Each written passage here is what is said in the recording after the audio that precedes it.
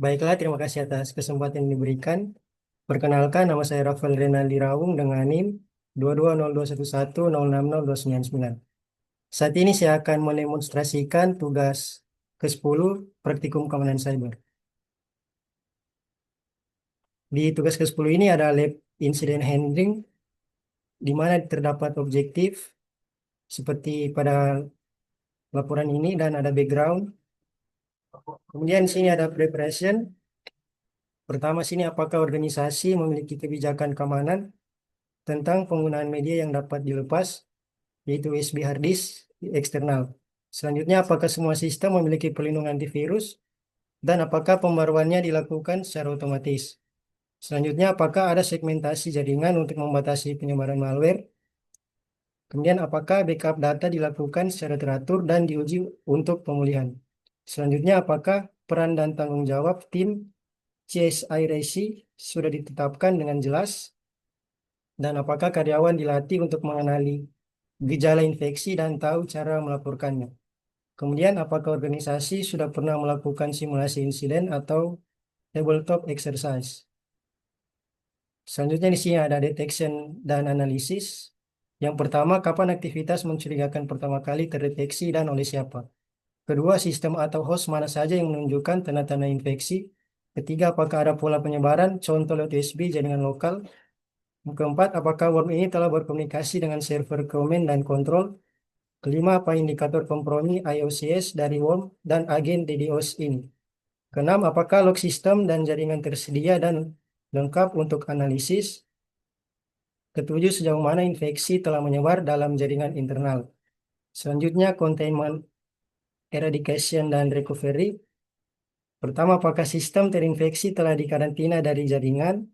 Kedua, tindakan sementara apa yang bisa diambil untuk mencegah penyebaran lebih lanjut? Ketiga, apakah signatur antivirus terbaru sekarang sudah tersedia dan efektif? Selanjutnya, apakah perlu dilakukan pemformatan ulang sistem atau cukup dengan pembersihan? Selanjutnya, bagaimana rencana pemulihan data dari backup yang bersih? Apakah ada sistem kritis yang membutuhkan prioritas dalam pemulihan? Apakah langkah-langkah pencegahan tambahan diterapkan selama pemulihan? Selanjutnya, kita masuk pada post-incident activity. Apa akar penyebab dari root cause dari insiden ini? Apakah laporan insiden telah disusun dan didokumentasikan dengan lengkap? Apa pelajaran yang bisa diambil dari insiden ini? Apakah perlu revisi kebijakan keamanan khususnya terkait removable media? Apakah organisasi perlu mengadakan pelatihan tambahan bagi karyawan? Apakah proses deteksi dan respon berjalan sesuai rencana? Jika tidak, apa yang harus diperbaiki? Bagaimana Diamond Model digunakan untuk mengidentifikasi pelaku, infrastruktur, dan kemampuan mereka? Kedua, kita masuk pada skenario unauthorized access to payroll record. Di sini ada preparation, persiapan. Apakah kebijakan keamanan fisik dan cyber sudah mengatur tentang workstation yang ditinggalkan dalam keadaan terbuka atau login? Apakah semua staf telah dilatih mengenai pentingnya mengunci workstation saat meninggalkannya? Apakah prosedur akses ke sistem pengajian sudah memiliki autentikasi ganda atau multifaktor authentication? Apakah perangkat endpoint telah dikonfigurasi untuk mengunci otomatis setelah waktu idle tertentu? Apakah prosedur pelaporan untuk kejadian fisik mencurigakan tersedia dan dikenal oleh seluruh staf? Apakah tim SIRC telah mendefinisikan peran dan tanggung jawabnya untuk insiden yang melibatkan keamanan fisik dan logikal? Apakah ada prosedur koordinasi yang baik antara tim keamanan fisik dan tim keamanan cyber? Selanjutnya ada detection and analysis. Kapan tepatnya administrator payroll melihat orang yang mencurigakan tersebut? Selanjutnya ada rekaman CCTV yang bisa mendukung deskripsi pelaku. Apakah sistem mencatat log aktivitas selama waktu workstation ditinggalkan? File atau data apa saja yang diakses untuk dimodifikasi selama insiden? Apakah ada jejak digital?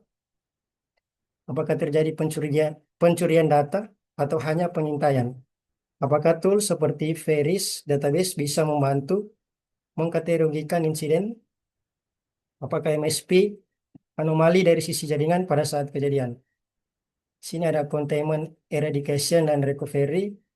Apakah workstation segera diisolasi untuk mencegah potensi akses lanjutan?